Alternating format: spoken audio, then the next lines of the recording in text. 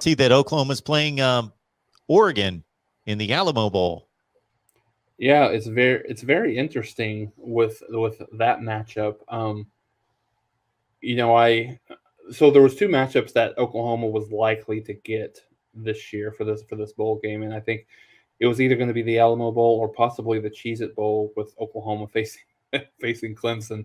I don't know if either program really wanted any of that matchup based on the circumstances or anything. But yeah, so um, I think they just had I kind of read a tweet where they just had um, a introductory bowl press conference with Cristobal and Stoops, and what a odd situation that is. Stoops is obviously the interim coach and going to coach for one game, but Cristobal's been linked. I mean, earlier this morning to Miami, and I mean, and Diaz is still the head coach. I think I saw where they were giving Cristobal until Monday to make a decision whether he wanted to come, and if he doesn't come, then they're going to they're going to extend Manny Diaz, which I mean that's just a nightmare. So, and you probably know the guys, the Clemson athletic director. I don't know how to pronounce his last name. Dan Radakovich. Radakovich, yeah, and then he was kind of rumored to be possibly moving to Miami to be the AD. So it's going to be a really interesting matchup. I mean, Oregon has completely kind of flopped over this, which I mean, me and you kind of predicted, right? But I think they played pretty bad in both games against Utah. So especially if Cristobal ends up going to Miami, Oklahoma might be in a little bit better spot just in an interim phase than Oregon is coming into this game. Yeah, as you outline it there, Mario Cristobal meeting with the media after a bowl selection in the midst of something that is the worst kept secret in the world about what Miami's doing right now between head coaches. And can you imagine if he turns down that job and the way they've treated Manny Diaz during this process? But what's he going to do? Has he put himself in a position to get a better job or any other job? Really, no. He's not done an outstanding job there. So, of course, he's going to accept the extension and continue on and hope to prove them wrong and hope to prove that he is the guy to build the program. But what a mess. Not handled well whatsoever. Not at all. I mean, yeah. I mean, to your point, Mark. I mean, can you imagine being the head coach and say, I'm still the guy, and you're publicly offering this job to someone else. I mean, if it was me, I don't know if he's in the position to do this, but just say, okay, okay, I've had enough. I'm not gonna, not gonna deal with that. So, but yeah, it's weird. It's the time of the year where there's tons of movement going on. But yeah, you would expect a program like Miami to be able to handle that a little bit better than they have.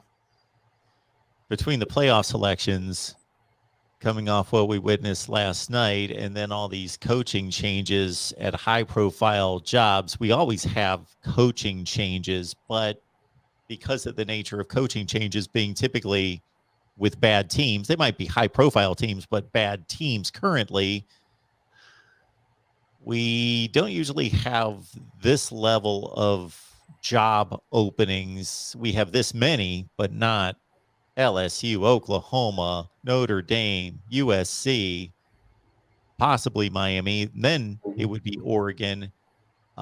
We usually don't have that. It has completely overshadowed the diminishing status of these bowl games now, even though I'm going to be engaged, and I have yet to look at the matchups as they are being announced, but I'm always intrigued by the matchups, always look forward to them. But the bowl season continues to be put into the background. Yeah, no, it definitely has. I'm like you. I haven't necessarily kept up with all of the matchups. Obviously, it was a no brainer what 1 through 4 was going to be from a playoff perspective this morning.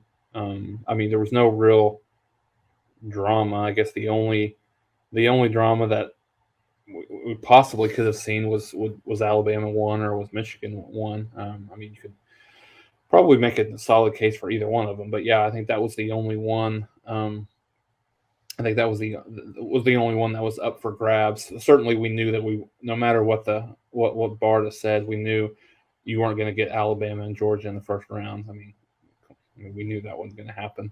So, kind of put them where they needed to be put, and so I think, I mean, I'm with you. Not like extremely excited about the playoffs. I think Georgia and Michigan has an opportunity to be a decent game, but yeah. Other than that, I like I just said, I just noticed that Oklahoma assumed that they were going to face off against Oregon in the Alamo Bowl once Oklahoma State got picked for the Fiesta Bowl. So some interesting matchups. I mean, the bowl season is.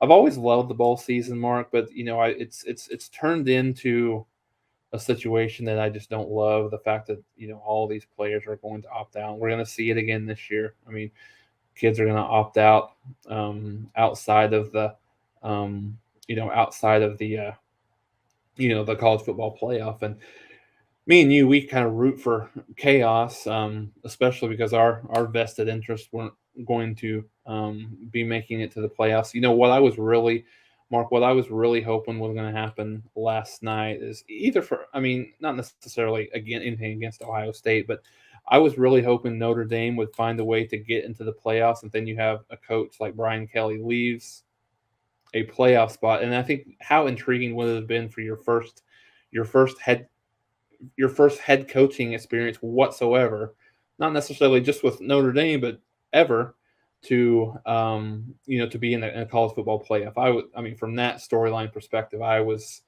kind of interested to see if that would happen. I wanted to see, once we got to the point of the Big Ten championship game, I wanted to see Iowa win and see some kind of wide open competition for that last spot. Iowa, Baylor, does Michigan still get it? Does Ohio State get into the mix? Do they have a right? Do they have a claim? Notre Dame, all of them have a different slice of an argument. But we didn't get it. No, we didn't. But I mean, it is what it is. I mean, it was kind of a renaissance season. I know that's something that Josh Pate has really just kind of coined this year, and it's been we didn't quite get what we were looking for, but we do have two members in the college football playoff that's in there for the first time. So I guess beggars can't completely be choosers, right? Yeah, compared to what we were projecting in the offseason and what we've received throughout the history of the college football playoff, having two outsiders per se make it is quite a bit of chaos, I guess, or unpredictability. Michigan was given in this FPI and probability of teams winning games and reaching playoffs or winning conferences. I continue to be confounded by it. So Michigan, I heard today, was a 0.2% chance of either winning the Big Ten or reaching the playoff, which would be a similar statistic. So regardless of which it was, again, I was not picking Michigan to win the Big Ten championship.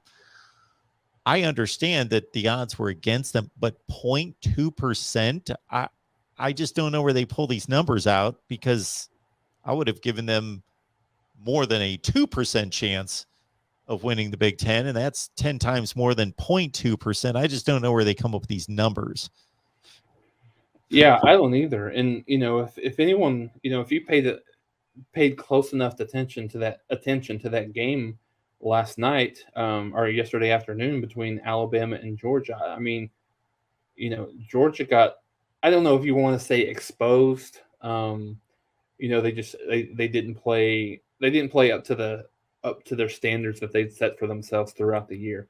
Giving up 41 points. I don't think they'd given up more than, what was the high, 17 the amount Yeah. of points they'd given up all year. And obviously, we know that Alabama's a different animal on offense than the teams that they had played. But the way Georgia has finished this season in that game, and um, the way Michigan has finished the season over the last two games, and really a very very dominant performance against Iowa, particularly in the second half there. Again, in that 42-3 win. I mean, who knows? I mean, I think it'll be. I mean, it'll definitely be a very very much a defensive struggle, you would assume, with both of those teams. And you look at the question that I had, and I don't know that we talked about this much, but just watching Georgia play this year was, is Stetson Bennett good enough to win a national championship for him? And I don't put all of that on him yesterday, but I mean, coming into the game, you probably would have thought if Georgia puts up 24 points, they're probably going to win the game, right? 24-21, 24-17, somewhere in that neighborhood, based on the way they had played defense through the year. But that's got to be. I'm very interested to see what Georgia's mindset is because that has got to be an incredibly demoralizing loss for them. This is the year. This was the year that they were better than Alabama. Other years you may not necessarily say that, but this is certainly the year coming into this game that they were better, and they lost the game in pretty dominating fashion. So how they go from here is going to be very very interesting in that game against Michigan. It's an Alabama offense that scored 10 points in regulation against Auburn last week, scored 20 points against LSU in a recent game in the last 3 weeks, and then they explode against the team that's giving up 6 points per game. And I ran a video where I took the 4 common opponents of Alabama and Georgia and matched them up statistically. And to look at Georgia's performance against Tennessee, Florida, Auburn, and Arkansas versus Alabama's, and we're talking about 4. I think at some point that comparison doesn't make sense or isn't valid if they both played UAB. Okay. But we're talking about 4 not great opponents, but anywhere from Arkansas being a top 15 or 20 team in the country to all of them being a top 40 teams in the country. And in every instance, Georgia was much more dominant against all of those opponents. Alabama scuffled by 3 of them for sure. Tennessee to a certain extent. They didn't get control of the game until the fourth quarter. And so that statistical comparison wasn't close. Now, I expected Alabama to step up and make it a game and be close and be competitive. But I did, by full disclosure, pick Georgia to win. That result did not surprise me, but I did pick Georgia to win the game. And the other demoralizing aspect of this has to also be that they just didn't trip up. Well, they created an entry for Alabama to be in the playoff, and they're most likely going to have to get through them to win the national championship. Yeah, no, that's you're exactly right. And I think with Alabama's matchup, a lot of the fans, and we've got something that frankly I didn't know that we would actually get. I didn't, and everything fell right for them, right? But I didn't know if we would actually ever get in this current format a group of 5 team into the playoffs. And kudos to them. Uh, they've been kind of up and down in terms of late in the year, in terms of how impressive they were. But they turned it on in the second half against Houston and played well. I mean, there's not a single person in the planet that gives them a chance against Alabama except for the people in that locker room, right? So, Yeah. the one thing that I think it's interesting is we saw how ineffective Alabama was against Auburn without Jamison Williams. Now, how ineffective are they going to be without Mechie? now that I think he tore his ACL. I think he's done Yeah. obviously for the rest of the playoffs. So I don't know, how that impacts them. Maybe not necessarily against Cincinnati, but against either Michigan or Georgia. What does that look like when the defense is? I mean, not that Cincinnati's a bad defense. They're a really good defense, but going up against the athletes of Alabama is certainly a different animal. So how do they stack up and from that matchup once they if they're able to get by Cincinnati for the national championship game? And what's that? I think that's like a third. What's the line on the Cincinnati? Is it like 13 and a half? Yeah, I saw 12 or 13. And Georgia, an 8-point favorite against Michigan.